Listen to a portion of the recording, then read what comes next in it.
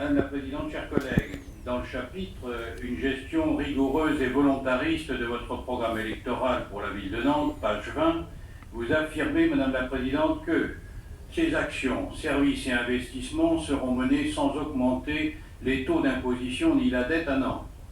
Cette phrase est soulignée en noir et surlignée de jaune pour bien montrer l'importance de cet engagement. Eh bien, à Sainte-Luce, j'ai fait la même promesse.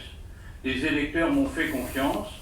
Cette promesse, tous les maires de l'agglomération nantaise l'ont faite, car nous sommes conscients du ras-le-bol fiscal et de l'exaspération des familles de la classe moyenne.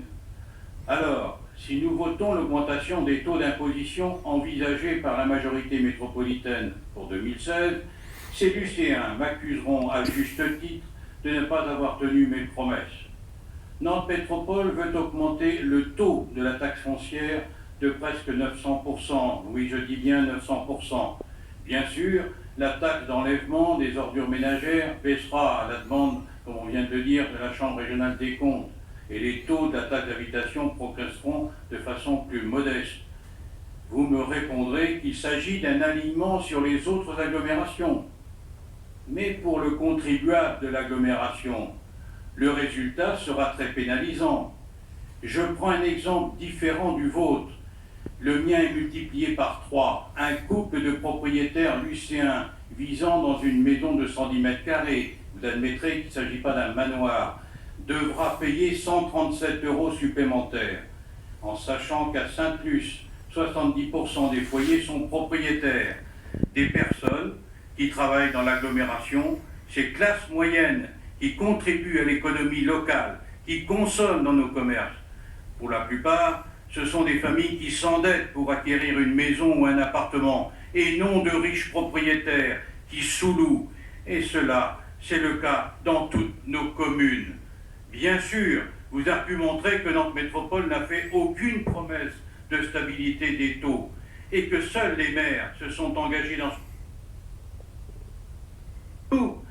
Alors, comment allons-nous expliquer ce double langage qui risque de développer un sentiment anti-Nantes Métropole?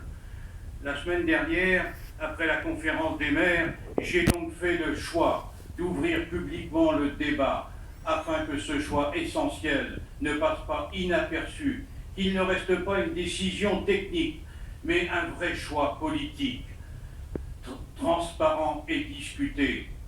Bien sûr, maintenir l'attractivité et soutenir l'économie de la métropole est essentiel, mais cela ne doit pas se faire, mais cela doit se faire en tenant compte du contexte de crise dans lequel nous sommes.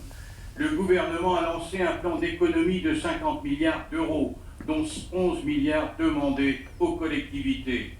Lorsque Nantes Métropole réduit ses investissements dans les communes et augmente la taxe foncière, ce sont les villes de l'agglomération qui sont doublement pénalisées, car nous sommes en bout de chaîne.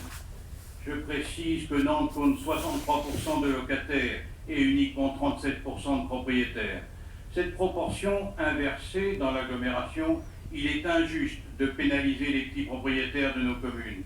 Il est également injuste de tout faire supporter aux communes.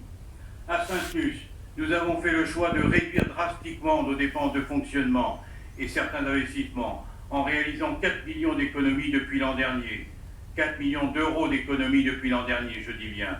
Ce qui va nous permettre de dégager effectivement des marges de manœuvre dans un municipio qui semblait les avoir oubliés, sans augmenter les taux d'imposition. Au nom des citoyens lycéens et au nom de mes collègues du groupe minoritaire, je demande à Nantes Métropole la même exemplarité. Des investissements ambitieux, certes, mais indispensables et raisonnés, sans augmentation des taux, avec des efforts significatifs de réduction des coûts de fonctionnement dans les services métropolitains. C'est la condition nécessaire pour que les citoyens comprennent et acceptent les politiques métropolitaines, au lieu de rejeter ce qu'ils vont percevoir comme un véritable tour de passe-passe fiscal. Enfin, il nous semble essentiel de ne pas opposer les locataires et les propriétaires, la ville-centre et les communes périphériques.